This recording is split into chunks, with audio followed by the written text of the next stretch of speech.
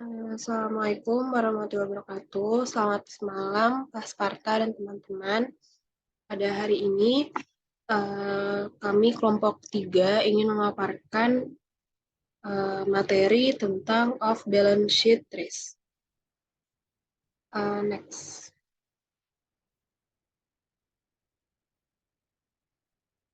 Anggota kami terdiri dari Della Julian Anggreni Kusuma dengan NIM 2020-12-11051, Niko Milala dengan NIM 2020-12-11052, Vini Manik dengan NIM 2020-12-11061, dan saya sendiri Daniela Quinta Anastasia dengan NIM 2020-12-11063. Next.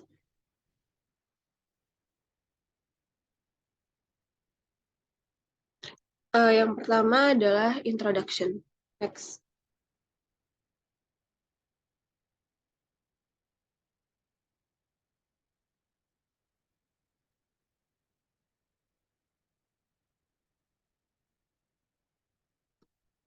Salah satu pilihan terpenting yang dihadapi manajer FI adalah skala relatif dari aktivitas di dalam dan di luar neraca OBS atau FI.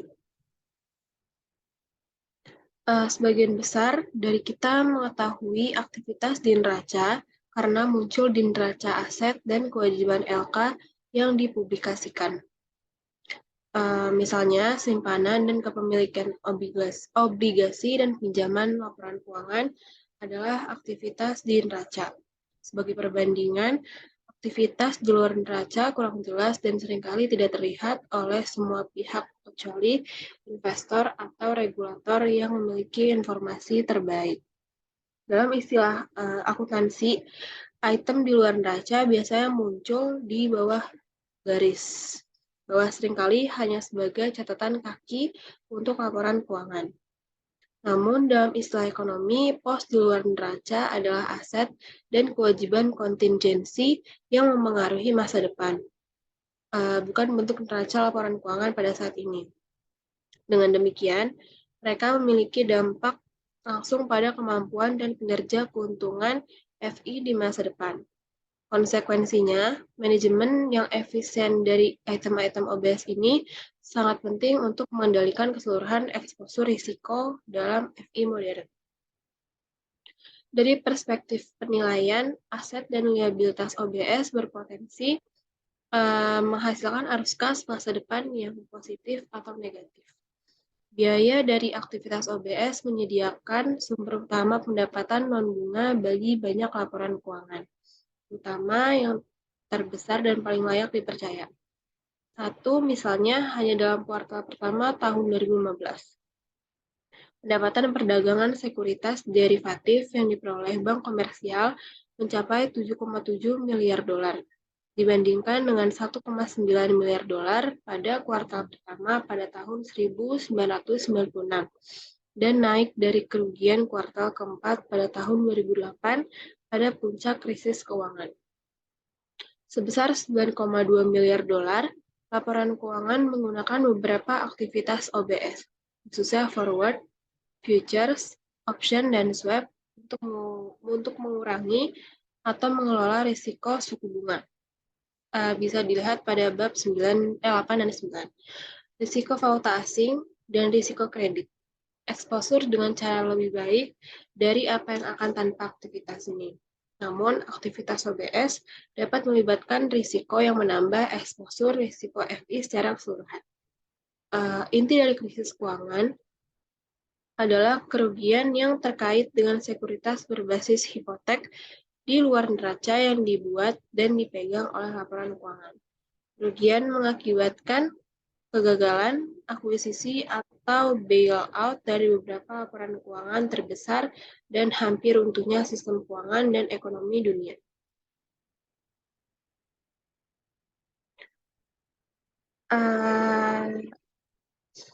Next. Selanjutnya ada tabel 16-1, yaitu jenis utama dari neraca-neraca kegiatan. Yang pertama ada schedule L activities. Yang pertama ada loan commitment atau komitmen pinjaman, yaitu komitmen kontraktual untuk memberikan pinjaman sampai dengan jumlah tertentu pada tingkat bunga tertentu di masa depan. Terus ada letters of credit, yaitu jaminan kontingensi yang dijual oleh FI untuk menanggung kinerja pembeli jaminan. Tiga, ada derivatif kontrak, perjanjian antara dua pihak untuk mempertukarkan kuantitas standar satu aset dengan harga yang telah ditentukan sebelumnya pada tanggal tertentu di masa depan. Lalu ada when issue trading, yaitu memperdagangkan sekuritas sebelum diterbitkan sebenarnya. Terus ada loan sold, yaitu pinjaman yang berasal dari laporan keuangan dan kemudian dijual kepada investor lain yang dalam beberapa kasus dapat dikembalikan ke lembaga asal di kemudian hari jika kualitas kredit dari pinjaman memburuk. Lalu ada non-schedule L activities. Yang pertama ada settlement risk, yaitu risiko kredit intrahari, intraday, dan terkait dengan aktivitas transfer chips. Terus ada affiliate risk, yaitu risiko yang dikenakan pada satu afiliasi holding company sebagai akibat dari potensi kegagalan afiliasi holding company lainnya.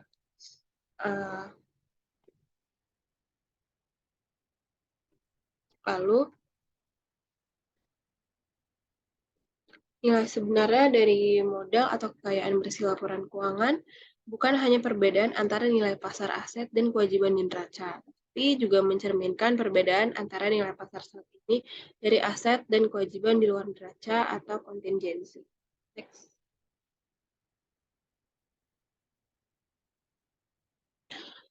Pada bab ini akan mengkaji berbagai kegiatan OBS yang tercantum pada tabel 16 strip 1 tadi, laporan keuangan.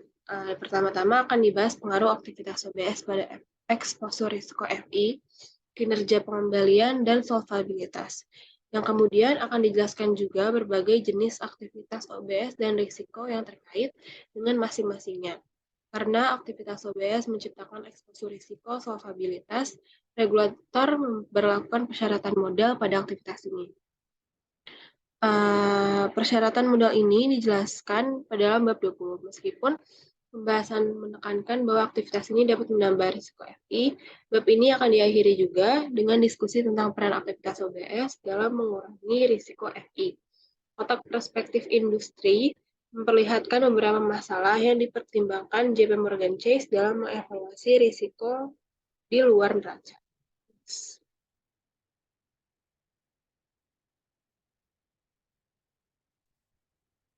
Selanjutnya yaitu off-balance sheet activities and FI solvency. Next.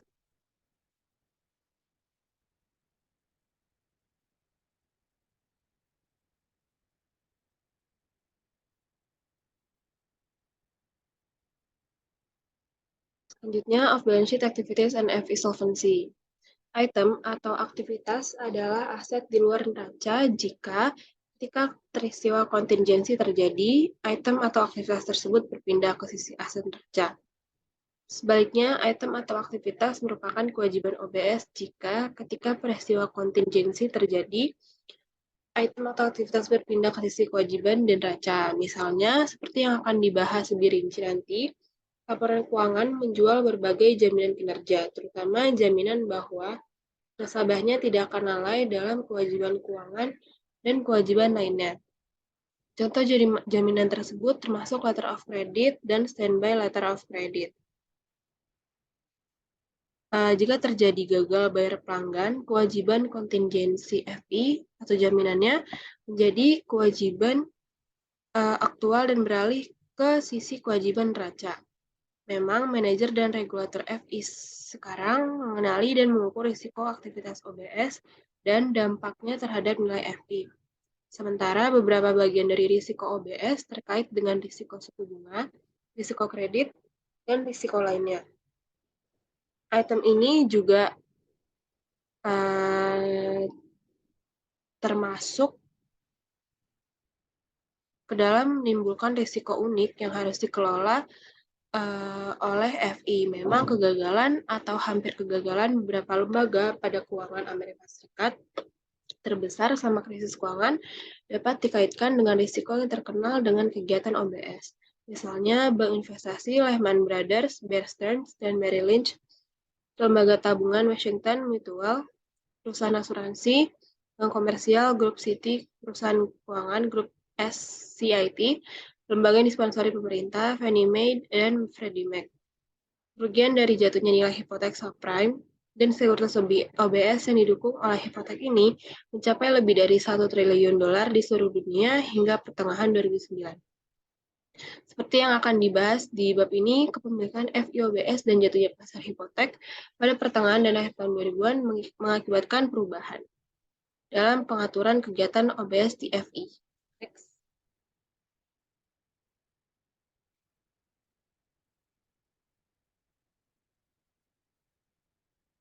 Next. Selanjutnya ada industri perspektif.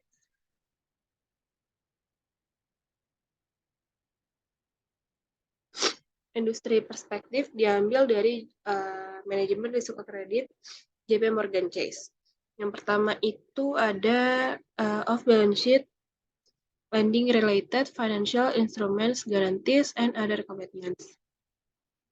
JP Morgan Chase menyediakan instrumen keuangan terkait pinjaman, misalnya komitmen dan jaminan untuk memenuhi kebutuhan pembiayaan pelanggannya. Jumlah kontraktual dari instrumen keuangan ini mewakili risiko kredit maksimum yang mungkin lagi perusahaan jika pihak lawan menarik komitmen atau perusahaan diharuskan untuk memenuhi kewajibannya berdasarkan garansi, dan jika pihak lawan kemudian gagal untuk melakukan sesuai dengan ketentuan perjanjian. Lalu ada unfunded commitments to extend credit. Yaitu yang lainnya, komitmen yang tidak didanai untuk memberikan kredit umumnya terdiri dari komitmen untuk modal kerja dan tujuan umum perusahaan. Lalu ada standby letters of credit and other financial guarantee, yaitu jaminan keuangan komitmen pinjaman bersyarat yang diterbitkan oleh perusahaan untuk menjamin kinerja pelanggan kepada pihak ketiga di bawah pengaturan tertentu.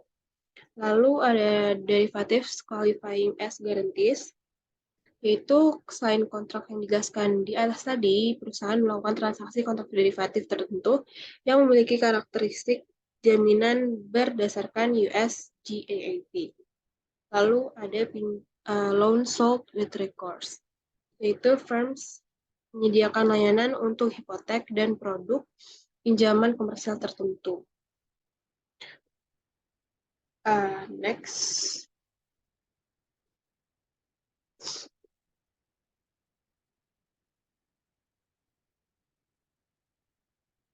Selanjutnya ada tabel 16-2, yaitu some clauses on derivatives.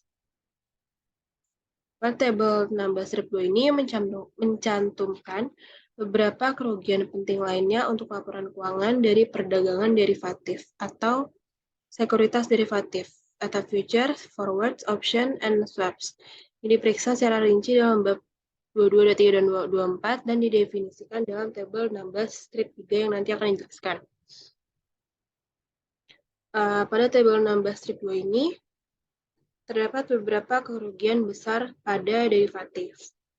Yang pertama, pada bulan September dan Oktober, yaitu Bankers Trust digugat oleh Gibson, Gritting, dan Procter & Gamble atas kerugian derivatif sebesar $21 juta.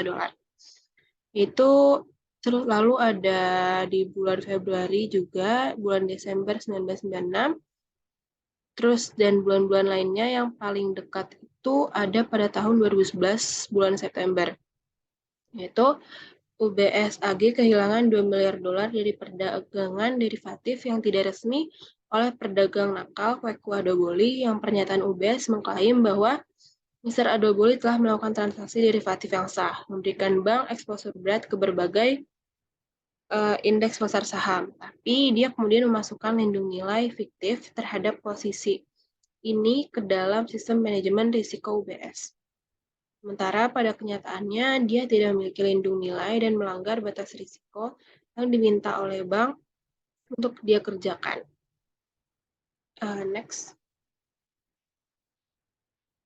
Selanjutnya ada tabel 16-3, yaitu derivative securities held of the balance sheet of FIs. Yang pertama ada forward contract, yaitu perjanjian antara pembeli dan penjual pada waktu 0 untuk menukar aset non-standar dengan uang tunai di masa depan. Rincian aset dan harga yang harus dibayar pada tanggal berakhirnya kontrak forward ditetapkan pada waktu 0. Harga kontrak forward ditetapkan selama masa kontrak. Selanjutnya ada futures contract, yaitu kesepakatan antara pembeli dan penjual pada waktu 0 untuk menukarkan aset standar dengan uang tunai pada tanggal tertentu di masa mendatang. Setiap kontrak memiliki kadaluarsa standar dan transaksi terjadi di pasar terpusat. Harga kontrak berjangka berubah setiap hari karena nilai pasar aset yang mendasari kontrak berjangka berfluktuasi. Yang ketiga ada option, yaitu sebuah kontrak yang memberikan pemegangnya hak, tetapi bukan kewajiban untuk membeli atau menjual aset pada dasar harga tertentu dalam jangka waktu tertentu. Selanjutnya ada swap, perjanjian antara dua pihak untuk bertukar aset atau serangkaian arus kas untuk jangka waktu tertentu pada interval. Karena item di luar neraca adalah aset dan kewajiban kontingensi dan perpindahan neraca dengan probabilitas kurang dari 1, penilaiannya akan sulit dan seringkali sangat kompleks. Karena banyak item of balance sheet melibatkan fitur opsi, metodologi yang paling umum adalah menerapkan harga klien dan opsi kontingensi model keuangan ORI. Misalnya, satu cara yang relatif sederhana untuk memperkirakan nilai posisi OBS dalam opsi adalah dengan menghitung delta opsi sensitivitas nilai opsi terhadap perubahan unit harga sekuritas yang mendasarnya kemudian dikalikan dengan nilai nosional dari posisi opsi. Next.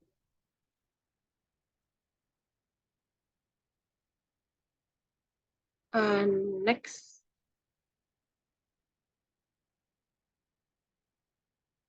Maaf sebelumnya.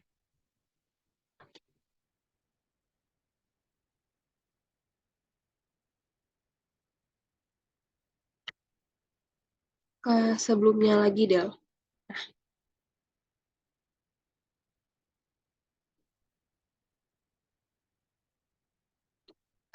Selanjutnya, next. Nah, sehubungan dengan swap, futures, dan forward, pendekatan umum adalah mengubah posisi ini menjadi nilai setara dengan aset dasar. Misalnya, swap suku bunga tetap mengambang 20 juta dolar 10 tahun, di mana FI menerima 20 pembayaran suku bunga tetap setengah tahunan sebesar 8% per tahun, yaitu 4% per setengah tahun, dan membayar pembayaran dengan suku bunga mengambang setiap setengah tahun di indeks dari LIBOR, dan dapat dilihat sebagai ekuivalen dalam hal penilaian posisi neraca dalam dua obligasi senilai 20 juta dolar. Artinya, FI dapat dilihat dari sebagai long 20 juta dalam obligasi 10 tahun dengan kupon tahunan sebesar 8% per tahun dan short 20 juta per tahun. Dalam obligasi dengan suku bunga mengambang sebesar 10. Itu tempo tahun yang tingkatnya disesuaikan setiap 6 bulan. Nilai pasar swap dapat dilihat sebagai nilai sekarang dari selisih antara arus kas pada obligasi suku bunga tetap dan arus kas yang diharapkan pada obligasi suku bunga mengambang. Nilai pasar ini biasanya merupakan persentase yang sangat kecil dari nilai nasional swap. Next.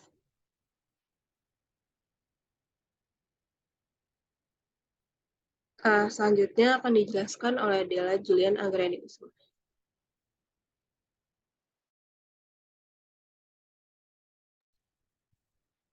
Hai. Itu ada pengembalian dan risiko kegiatan luar neraca.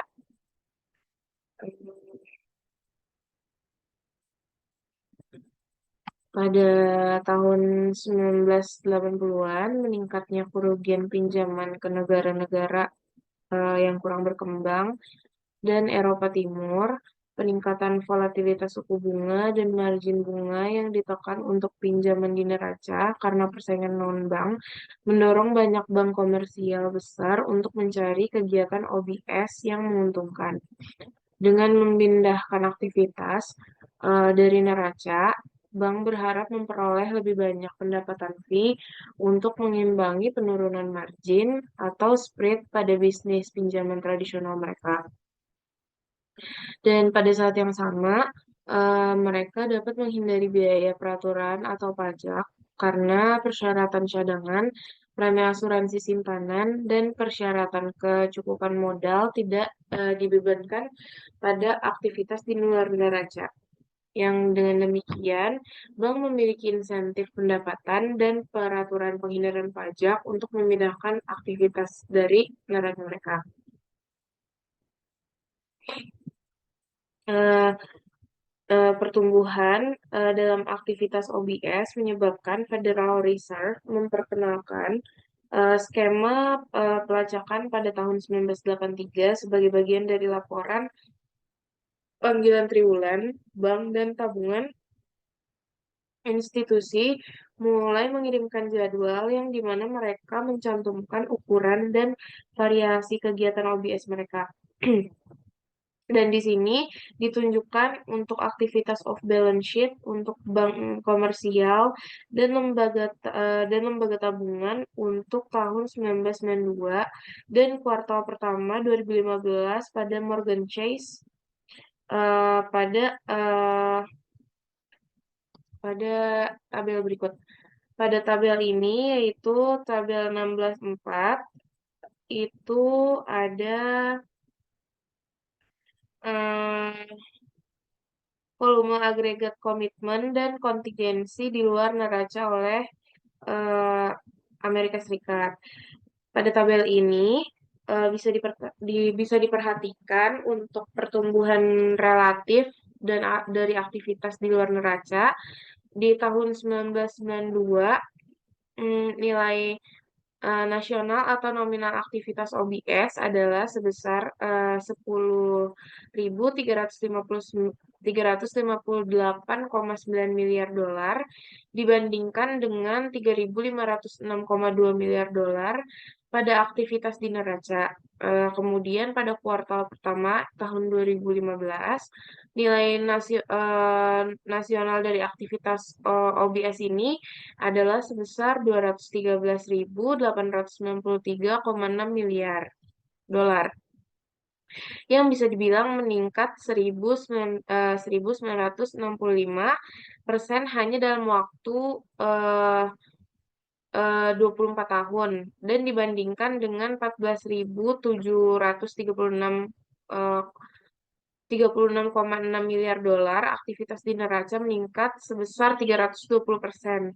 Dan demikian pula, pada tahun 2015, JP Morgan Chase memiliki total aktivitas OBS sebesar 58.485,3 miliar dolar, eh, eh, yang bisa dibilang 57.096,1 miliar dolar diantaranya itu eh, kontrak derivatif atau future forward swaps option dan kredit derivatif dibandingkan dengan aset di neraca yang sebesar 2.246,1 miliar dolar.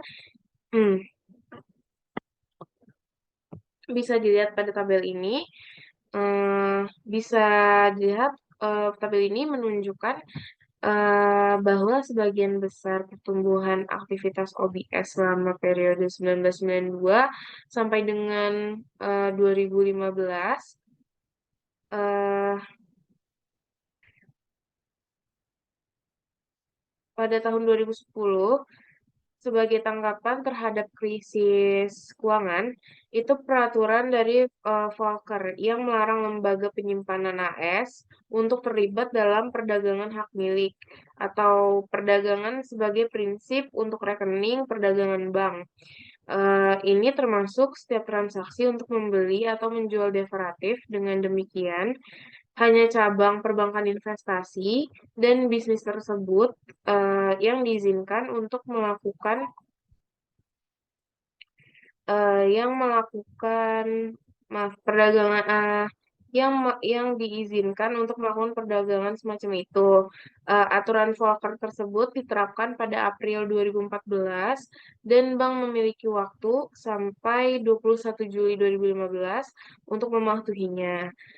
Eh, Sehingga hasilnya adalah pengurangan sekuritas derivatif yang ditahan di neraca oleh lembaga keuangan ini. Sebagian besar kegiatan OBS ini dilakukan hanya untuk beberapa bank, yang misalnya pada tahun 2015 sekitar 1.427,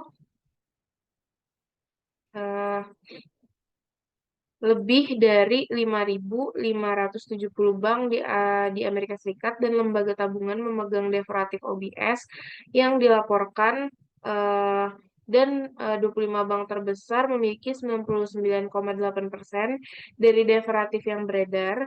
Sementara eh, sementara seperti yang disebutkan pada tabel ini, nilai nasional item OBS melebih-lebihkan pasar mereka yang nilai kontingensinya itu pertumbuhan aktivitas ini masih terbilang fenomenal. Memang peningkatan fenomenal ini telah mendorong regulator untuk memberlakukan persyaratan model aktivitas macam itu dan secara eksplisit mengakui exposure risiko solvabilitas LK dari melakukan aktivitas macam itu. Persyaratan modal ini mulai berlaku pada tanggal 1 Januari 1993. Oke. Hmm. Untuk perusahaan asuransi juga terlibat dalam sebagian besar kegiatan OBS yang bentar.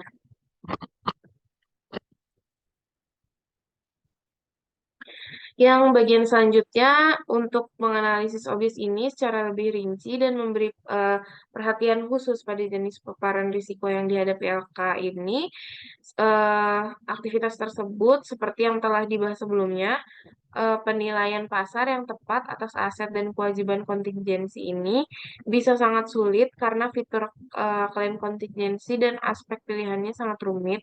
Yang paling tidak, manajer FI seharusnya tidak mengerti hanya fitur umum dari exposure risiko yang terkait dengan masing-masing aset liabilitas OBS ini, tetapi juga bagaimana masing-masing dapat mempengaruhi pengembalian dan profitabilitas LK.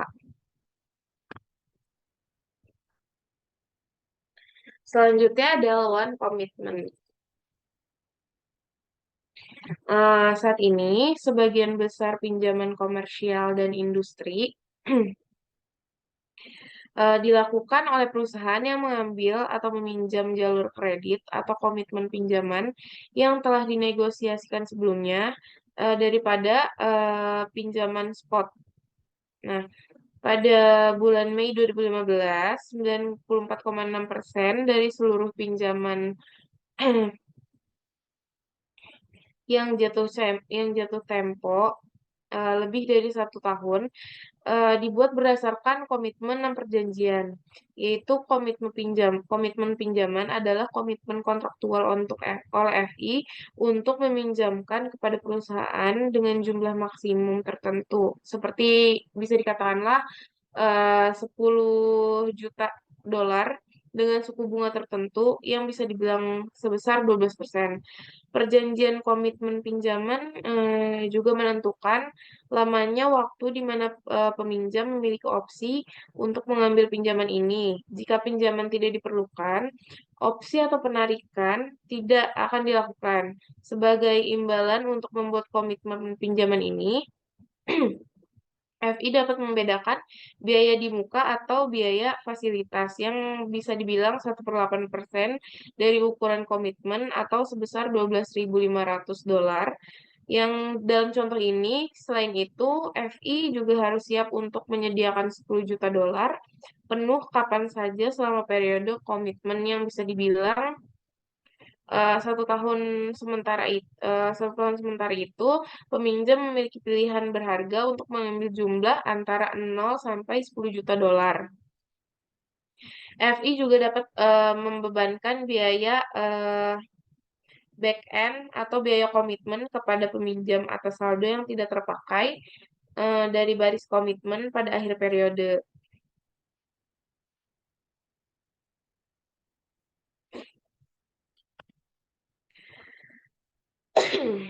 Dalam tabel tersebut bisa dilihat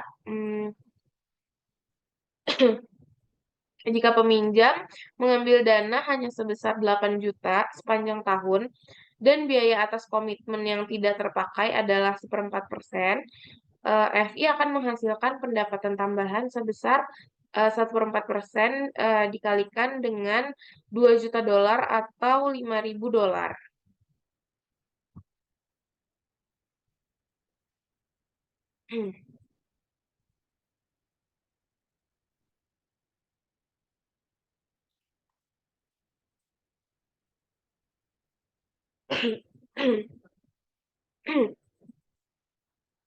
Berikutnya ada interest rate risk. Resiko suku bunga. Resiko suku bunga ini risiko kontingensi yang berasal dari fakta bahwa FI terlebih dahulu membuat komitmen untuk menyediakan pinjaman kepada peminjam selama periode komitmen baik pada satu suku bunga tetap sebagai komitmen pinjaman suku bunga tetap atau kedua beberapa tingkat variabel sebagai komitmen pinjaman tingkat variabel. Yang misalkan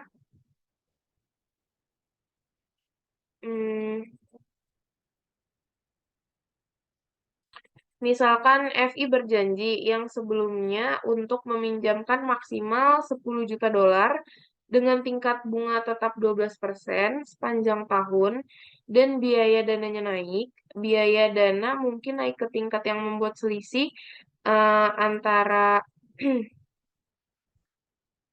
antara tingkat komitmen 12% dan biaya dana FI menjadi negatif atau sangat kecil. Eh, Lebih dari itu, 12% mungkin jauh lebih rendah daripada suku bunga yang harus dibayar. Pelanggan jika terpaksa meminjam di pasar pinjaman spot di bawah kondisi suku bunga saat ini. Ketika suku bunga benar-benar naik selama periode komitmen, LK akan kehilangan portofolio komitmen pinjaman suku bunga terhadap bunga tetap karena peminjam menggunakan opsi berharga mereka untuk meminjam dalam jumlah penuh dengan suku bunga di bawah pasar. Salah satu cara FI dapat mengendalikan risiko ini adalah dengan membuat suku bunga komitmen mengambang dengan suku bunga pinjaman spot. Yang misalnya dengan mengindeks komitmen pinjaman ke suku bunga utama. Jika suku bunga utama naik selama periode tersebut, demikian pula biaya pinjam komitmen kepada peminjam-peminjam membayar suku bunga pasar yang berlaku saat ini. Namun demikian solusi fix formula rate ini tidak sepenuhnya menghilangkan risiko suku bunga atas komitmen pinjaman. Yang misalkan tingkat bunga utama naik 1%, tetapi biaya dana naik 1,25%. Selisih antara pinjaman komitmen terindeks dan biaya dana menyempit sebesar 0,25%. Risiko penyebaran ini sering disebut risiko basis.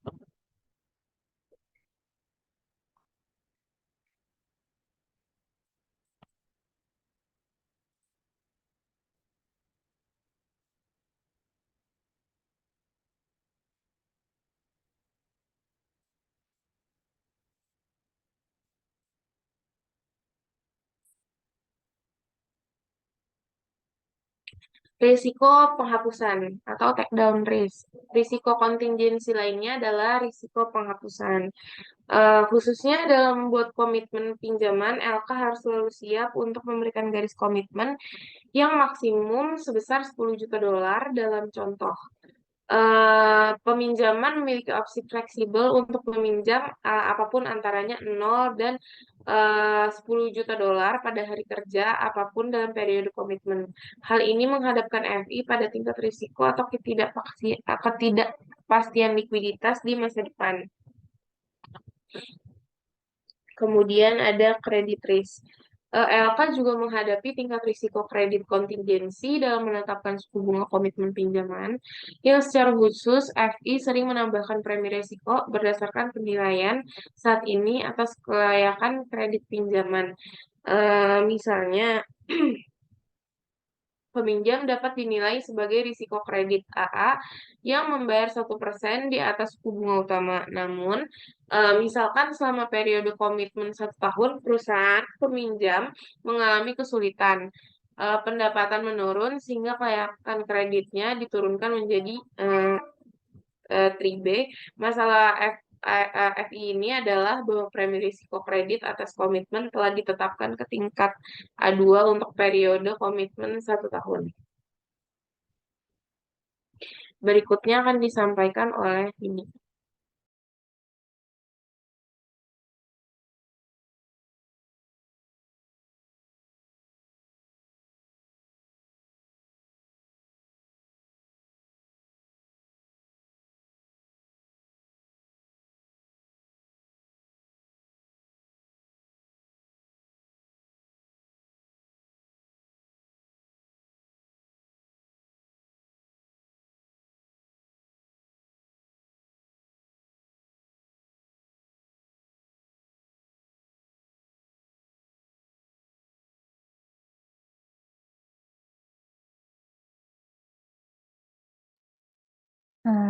Izin melanjutkan, yang selanjutnya itu standby letter of credit.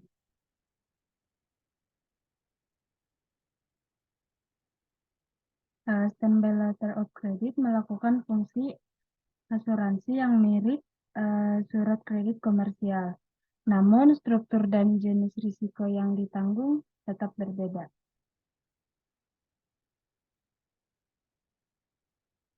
Alternatifnya, FI dapat menawarkan jaminan gagal bayar untuk mendukung penerbitan surat berharga komersial atau CP atau obligasi pendapatan daerah untuk memungkinkan penerbitan mencapai peringkat kredit yang lebih tinggi dan biaya pendanaan yang lebih rendah daripada yang seharusnya terjadi.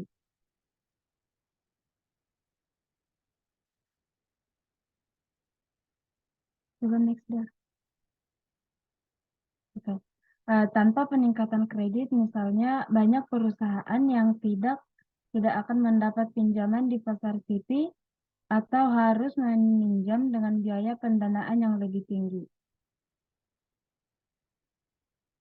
Dengan membayar biaya mungkin sebesar 25 basis poin kepada LK, FI menjamin untuk membayar pokok dan bunga pembelian CP pada saat jatuh tempo seandainya perusahaan penerbit itu sendiri tidak mampu membayar. Dukungan SLC untuk masalah CP biasanya menghasilkan penempatan surat kabar di kelas risiko gagal bayar terendah dan penghematan penerbitan hingga 15 basis poin.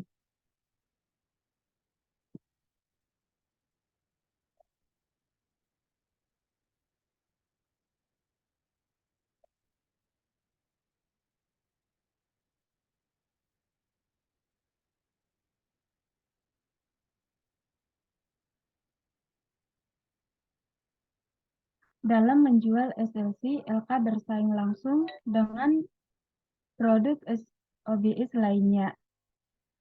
Daripada membeli SLC dari FI untuk mendukung masalah CP, perusahaan penerbit mungkin membayar biaya kepada FI untuk memasok komitmen pinjaman. Perlu ditekankan bahwa Bank AS bukan satu-satunya penerbit SLC. Tidak mengherankan, obligasi, kinerja, dan jaminan keuangan merupakan lini bisnis penting bagi perusahaan asuransi properti korban. Pertumbuhan di lini asuransi properti korban ini datang dengan mengorbankan bank-bank Amerika Serikat.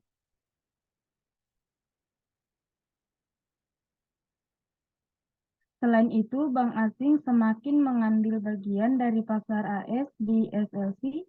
Alasannya dengan hilangnya lini bisnis ini oleh bank-bank AS untuk menjual jaminan seperti SLC secara kredibel. Penjual harus memiliki peringkat kredit yang lebih baik daripada pelanggan. Dalam beberapa tahun terakhir ini, hanya sedikit bank AS atau perusahaan induknya yang memiliki peringkat AA. LK dalam negeri lainnya dan untuk bank luar negeri sebaliknya lebih sering memiliki peringkat A. Peringkat kredit yang tinggi tidak hanya membuat penjamin lebih menarik dari sudut pandang pembeli, tetapi juga membuat penjamin lebih kompetitif karena biaya dananya lebih rendah daripada LK yang kurang layak kredit.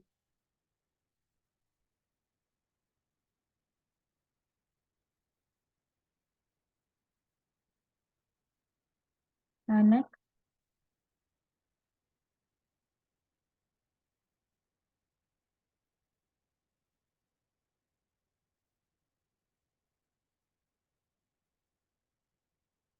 Risiko associated with letter of credit atau risiko terkait dengan letter of credit.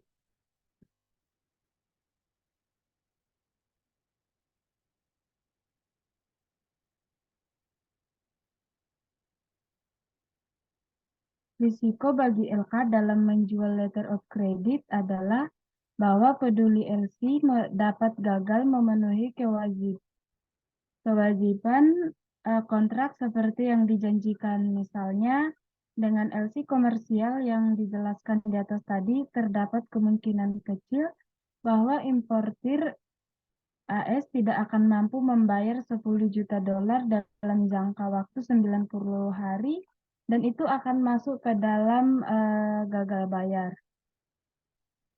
Kemudian, FI berkewajiban untuk memenuhi jaminannya, bahwa kewajiban kontraktual akan terpenuhi. Biaya wan prestasi seperti itu Biaya dari wan prestasi seperti itu berarti FI penjamin harus membayar 10 juta dolar kepada eksportir, meskipun akan ada klaim kreditur terhadap aset importir untuk mengimbangi kerugian ini.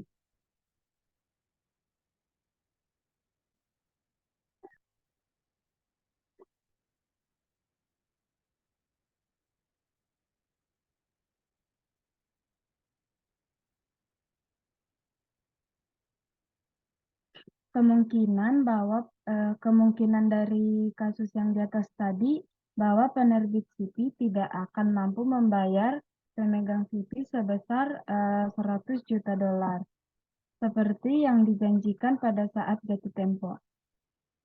FI kemudian akan diwajibkan untuk membayar 100 juta dolar kepada pemegang CP atau investor atas nama penerbit. Jelas, biaya pada letter of credit harus melebihi ekspektasi risiko gagal bayar pada investor. Kepada LC atau SLC. Yang setara dengan kemungkinan gagal bayar oleh pihak lawan dikalikan pembayaran bersih yang diharapkan pada letter of credit setelah disesuaikan dengan kemampuan FI untuk mengklaim kembali aset dari importir atau penerbit CP yang default dan biaya pemantauan apapun. Next.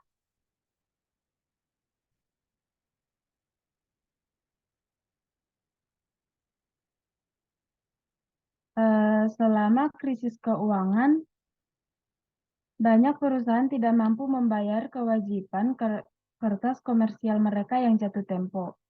Jumlah potensi gagal bayar akan melumpuhkan LK yang sudah kekurangan likuiditas yang telah menulis standby letter of credit yang mendukung surat berharga komersial. Sebagai tanggapan, Dewan Federal Reserve mengumumkan pembentukan fasilitas pendanaan kertas komersial. Ini merupakan sebuah fasilitas yang melengkapi fasilitas kredit Federal Reserve yang ada untuk membantu menyediakan likuiditas pasar pendanaan jangka pendek. Berdasarkan rencana tersebut, Federal Reserve masuk untuk membeli surat berharga komersial dan utang jangka pendek lainnya yang membiayai operasi sehari-hari perusahaan. Jadi, daripada harus menggunakan letter of credit bank, Untuk membayar kewajiban surat berharga komersial, pemerintah federal menangani sekuritas ini dan LK mendukungnya. Next. Nah, yang selanjutnya itu derivative contracts, future, forward, swap, and options. Atau kontrak derivatif, kontrak berjangka, penerusan, swap, dan opsi.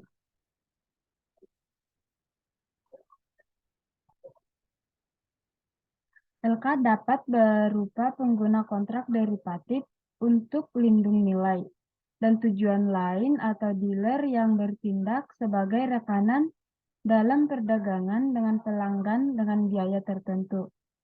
Nah, seperti kasus ini pada tahun 2015, 1.427 bank dan lembaga tabungan AS adalah pengguna derivatif dengan 4 bank dealer besar atau JP Morgan Chase, Citigroup, Goldman Sachs, dan Bank of America, menyumbang sekitar 91,3% dari 203.120 miliar dolar.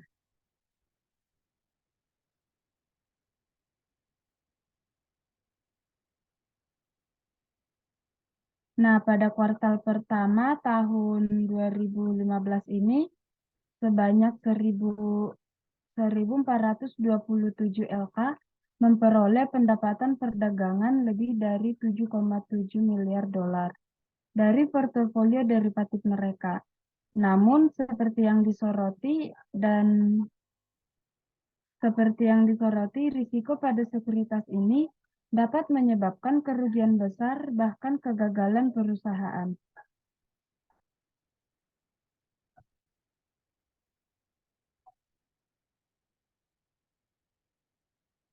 Next, Mbak. Selanjutnya itu risiko kredit kontingent kemungkinan akan muncul saat LK memperluas posisi mereka dalam kontrak forward, future, swap, dan opsi.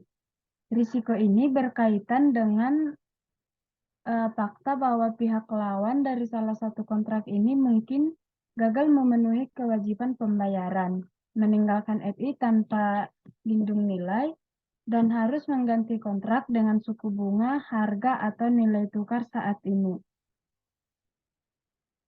Lebih lanjut lagi, prestasi semacam itu kemungkinan besar terjadi ketika pihak lawan mengalami kerugian besar pada kontrak dan FI mendapat uang dari kontrak.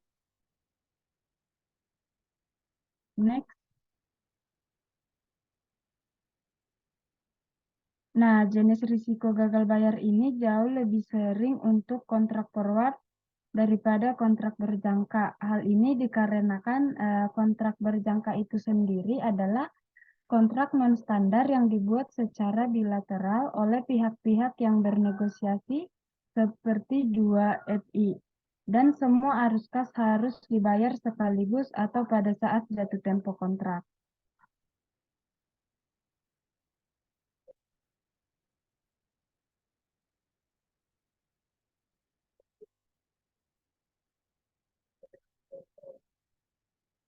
Nah, dengan demikian mereka pada dasarnya adalah pengatur over the counter atau OTC pada jaminan eksternal. Pada jaminan eksternal jika satu atau pihak lain gagal memenuhi kontrak. Misalnya penjual kontrak mungkin default pada kontrak forward valuta asing yang berjanji untuk memberikan 10 juta euro dalam waktu 3 bulan dengan nilai tukar 1,40 dolar sampai 1 euro jika biaya untuk membeli 1 euro untuk pengiriman adalah 1,60 dolar. Itu ketika forward kontrak jatuh tempo. Sebaliknya kontrak berjangka seperti kontrak berjangka adalah komitmen untuk mengirimkan valuta asing atau aset lainnya di masa mendatang. Namun, jika pihak lawan gagal bayar pada kontrak berjangka, bursa mengasumsikan posisi pihak lawan gagal bayar pada kontrak berjangka. dan bursa juga mengasumsikan bahwa posisi pihak gagal bayar dan kewajiban pembayaran. Jadi, kecuali pasar keuangan yang sistematis, keruntuhan mengancam bursa itu sendiri. Kontrak berjangka pada dasarnya bebas dari risiko gagal bayar. Next.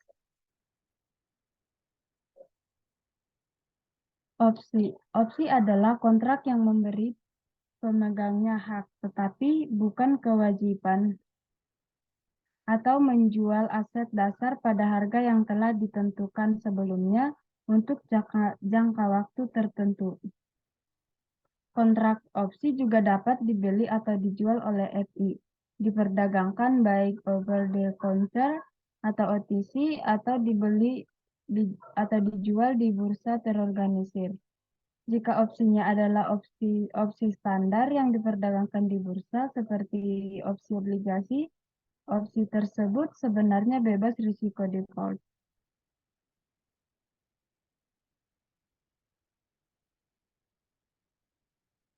Next.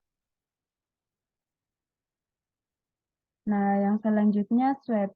Swap adalah kesepakatan antara dua pihak atau disebut pihak lawan untuk mempertukarkan arus kas periodik tertentu di masa depan berdasarkan beberapa instrumen atau harga yang mendasari. Misalnya suku bunga tetap atau mengambang pada obligasi atau wesel. Serupa dengan opsi, swap adalah instrumen OTC yang biasanya rentan terhadap risiko rekanan. Jika suku bunga atau nilai tukar mata uang asing banyak bergerak, satu pihak dapat dihadapkan dengan exposure kerugian yang cukup besar di masa depan, dan itu menciptakan insentif untuk gagal bayar.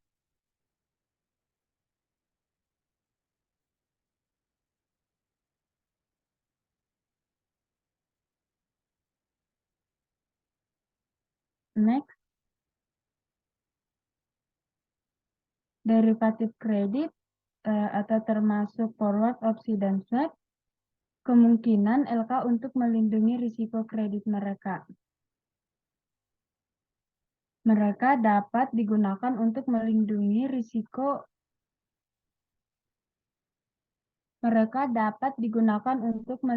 risiko kredit pada pinjaman individu atau obligasi atau portofolio pinjaman dan obligasi. Misalnya, jika pinjaman mengajukan pailit, LK dapat menggunakan haknya untuk menukar pinjamannya dengan penjualan derivatif kredit secara part, sehingga melindungi LK dari kerugian atas jumlah nasional. Sebagai imbalannya, FI membayar biaya di muka kepada penjual serta pembayaran berkala untuk menjaga perlindungan derivatif.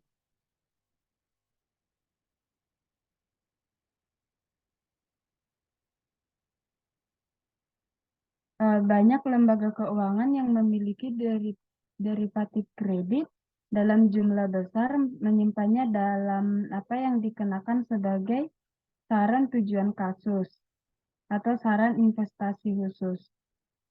Next.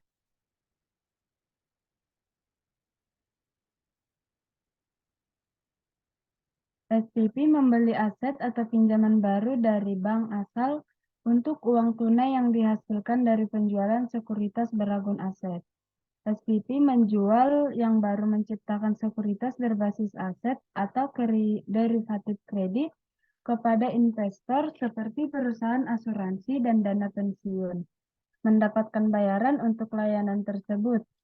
SIP adalah perusahaan operasi terstruktur yang berinvestasi pada aset yang dirancang untuk menghasilkan pengembalian yang lebih tinggi daripada biaya dana SIP. Next.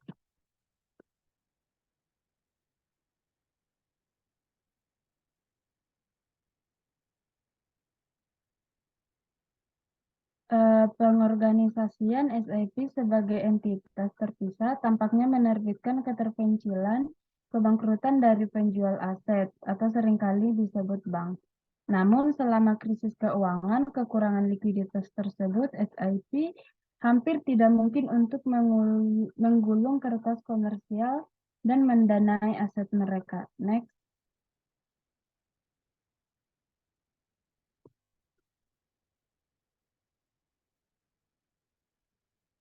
Nah, yang selanjutnya itu credit risk concern with derivative securities atau masalah risiko kredit dengan sekuritas derivatif. Nah, umumnya risiko gagal bayar atau kredit pada kontrak OTC meningkat seiring dengan waktu jatuh tempo kontrak dan fluktuasi harga pokok, suku bunga, dan nilai tukar. Sebagian besar bukti empiris menunjukkan bahwa kontrak derivatif memiliki umumnya mengurangi risiko FI. Risiko kredit terjadi karena potensi pihak lawan gagal membayar kewajibannya. Berdasarkan kontrak derivatif, situasi yang mengharuskan FI untuk mengganti kontrak pada harga pasar saat ini dan menilai secara potensial kerugian.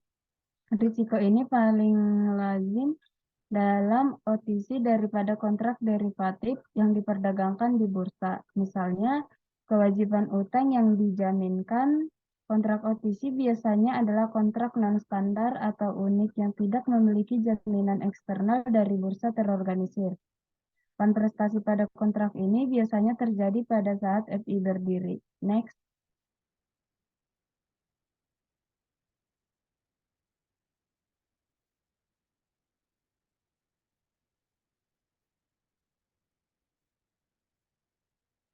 Nah, kenakalan hipotek, terutama pada hipotek subprime, melonjak pada kuartal terakhir tahun 2006 hingga tahun 2008. Karena peminjam hipotek gagal membayar hipotek mereka. Lembaga keuangan yang memegang hipotek dan derivatif kredit ini dalam bentuk sekuritas yang didukung hipotek mulai mengumumkan kerugian besar pada mereka. Next.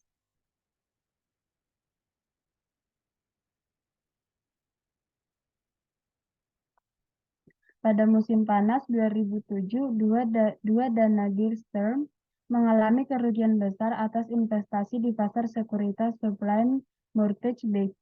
Kedua dana tersebut mengajukan kebangkrutan pada musim gugur 2007. Kerugian menjadi begitu besar sehingga pada Maret 2008 JP Morgan Chase dan Federal Reserve turun tangan untuk menyelamatkan bank investasi terbesar kelima di Amerika Serikat sebelum bangkrut.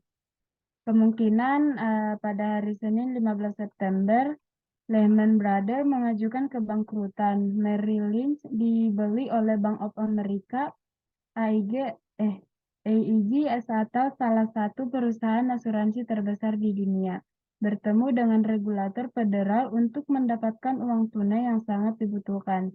Dan Washington Mutual atau perusahaan terbesar lembaga tabungan di Amerika Serikat sedang mencari pembeli untuk menyelamatkannya dari kegagalan. Next.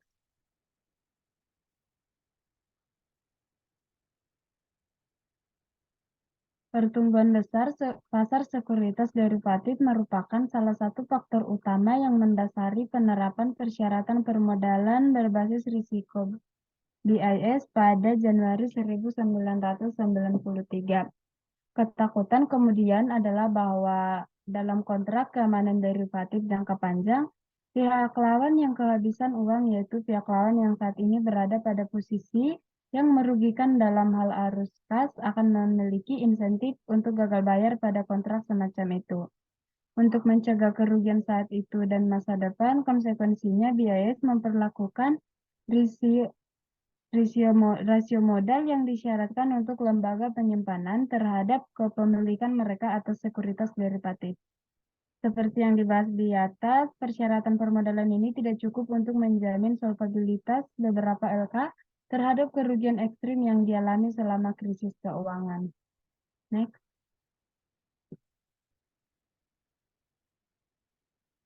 Yang selanjutnya akan dijelaskan oleh Niko. Baik, izin melanjutkan.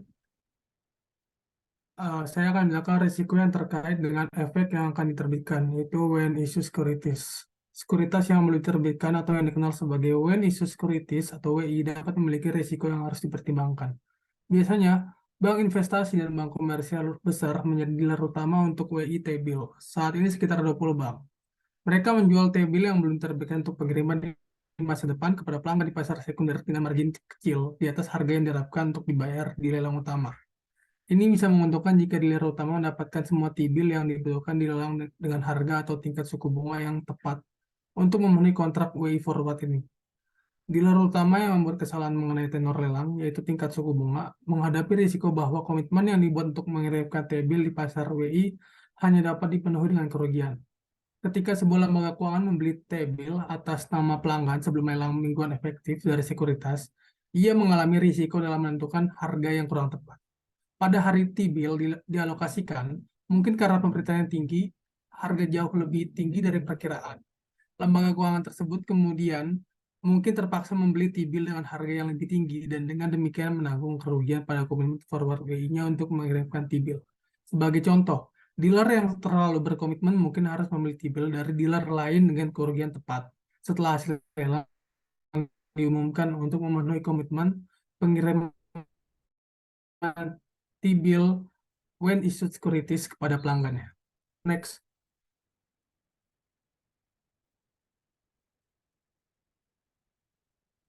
Selanjutnya itu pinjaman yang dijual. Belakangan ini, bank dan lembaga keuangan lainnya menghasilkan pinjaman di lembaran neraca mereka. Tapi bukan untuk ditahan hingga jatuh tempo, melainkan untuk segera dijual kepada investor luar. Investor luar ini termasuk bank lain, perusahaan asuransi, reksadana, dan bahkan perusahaan dalam berperan sebagai pelopor dan penjual pinjaman. Lembaga keuangan beroperasi lebih sebagai broker pinjaman daripada sebagai transformer aset tradisional. Recourse adalah kemampuan untuk mengembalikan aset atau pinjaman kepada penjual jika kualitas kredit aset tersebut memburuk.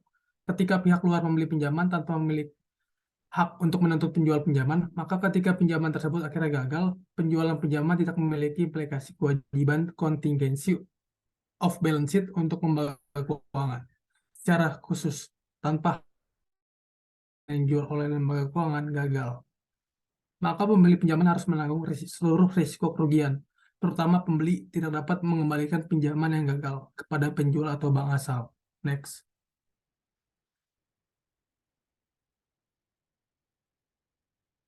Selanjutnya itu risiko yang terkait dengan penjual pinjaman. Apabila suatu pinjaman dijual dengan hak tuntutan, maka penjualan pinjaman menimbulkan risiko kredit kontingensi jangka panjang bagi penjual. Pada dasarnya, pembeli pinjaman memegang opsi jangka panjang untuk mengembalikan pinjaman kepada penjual, yang dapat dilakukan oleh pembeli jika kualitas kredit dari pinjaman yang dibeli mengalami penurunan. Lembaga keuangan bersedia menjual pinjaman semacam ini karena mereka dapat memperoleh harga yang lebih baik dan dapat menghapus aset dari neraca mereka.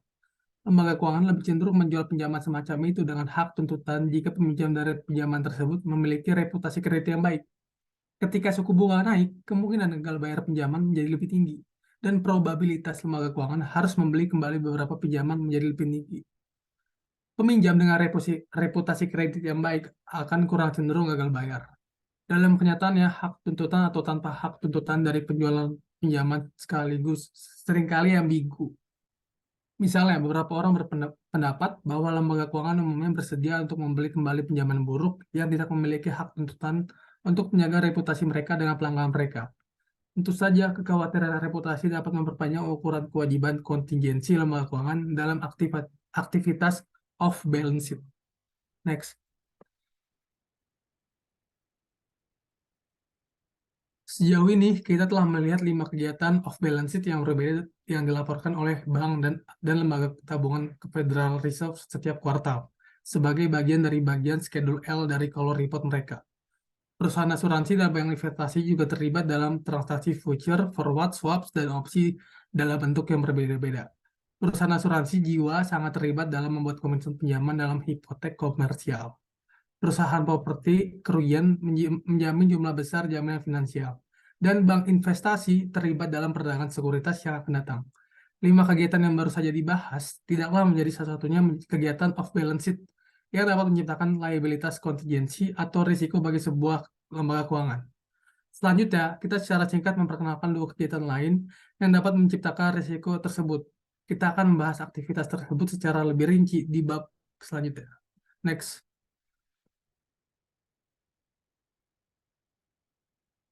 Settlement risk adalah risiko yang terjadi saat suatu transaksi keuangan atau pembayaran belum tuntas dalam hari yang sama dan masih berstatus provisional.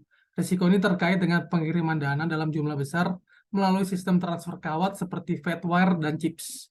Fedwire dimiliki oleh Federal Reserve dan beroperasi dalam negeri, sedangkan CHIPS adalah jaringan internasional dan swasta yang dimiliki oleh sekitar 50 bank atau anggota. Kedua sistem transfer ini mampu mentransfer lebih dari 4,2 triliun dolar dalam sehari. Next.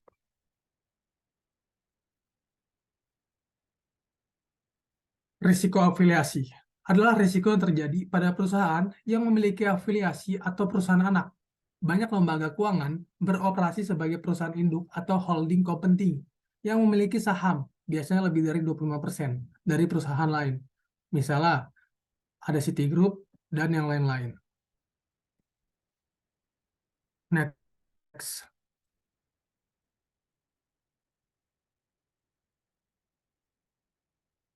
Peran kegiatan off-balance sheet dalam mengurangi risiko.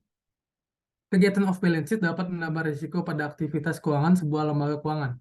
Namun, lembaga keuangan dapat menggunakan instrumen off-balance sheet seperti forward, future, option, dan swaps untuk mengurangi atau mengelola risiko suku bunga, risiko mata uang asing, dan risiko kredit mereka. Instrumen tersebut dapat bekerja untuk mengurangi risiko insolvensi secara keseluruhan. Meskipun demikian, penggunaan instrumen derivatif off-balance sheet juga memicu kekhawatiran regulator terhadap peningkatan risiko pada pasar keuangan global. Oleh karena itu, telah ada peningkatan regulasi yang diterapkan pada kegiatan off-balance sheet, seperti peningkatan pengawasan, regulasi modal, dan kewajiban pelaporan tambahan. Meskipun off-balance sheet dapat meningkatkan risiko penggunaan instrumen derivatif, juga dapat memungkinkan manajer untuk mengurangi konflik kepentingan antara manajer dan pemegang saham dalam hal pengambilan risiko. Penggunaan opsi dan future dapat mengurangi volatilitas pendapatan jika di-hedge dengan jumlah yang tepat. Regulasi terhadap kegiatan off-balance sheet harus mengakui efek positif instrumen tersebut dalam membantu merendahkan total risiko lembaga keuangan. Pendapatan non-bunga dari kegiatan off-balance sheet adalah sumber pendapatan penting bagi banyak lembaga keuangan. Dengan manajemen yang hati-hati, pendapatan dari kegiatan off-balance sheet dapat mengompensasi paparan risiko dan bahkan mengurangi risiko probabilitas insolvensi bagi beberapa lembaga keuangan. Next.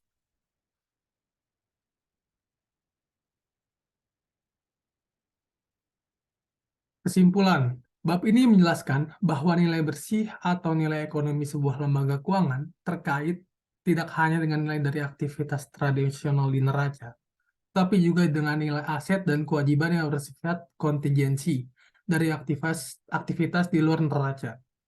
Risiko dan pengembalian dari beberapa item di luar neraca telah dibahas secara detail, antara lain komitmen pinjaman, surat kredit komersial, dan standby. Kontrak derivatif seperti future, opsi, dan swap. Pembelian forward, penjualan sekuritas when issue, dan penjualan pinjaman. Dalam semua kasus tersebut, jelas bahwa instrumen-instrumen ini memiliki dampak besar terhadap probabilitas dan risiko masa depan sebuah lembaga keuangan. Dua risiko lain yang terkait dengan aktivitas di luar neraca, yaitu risiko penyelesaian dan risiko afiliasi juga dibahas. Bab tersebut menyimpulkan bahwa meskipun aktivitas di luar neraca dapat meningkatkan risiko, mereka juga dapat digunakan untuk melindungi paparan dalam neraca, sehingga menghasilkan risiko yang lebih rendah, serta menghasilkan pendapatan biaya kepada lembaga keuangan. Terima kasih telah memberikan kesempatan kepada kelompok kami untuk mempresentasikan topik ini. Saya berharap presentasi ini telah memberikan wawasan baru dan berguna bagi semua. Jika ada pertanyaan atau keterangan, bisa hubungi kami. Kurang lebihnya mohon maaf, sekian dan terima kasih.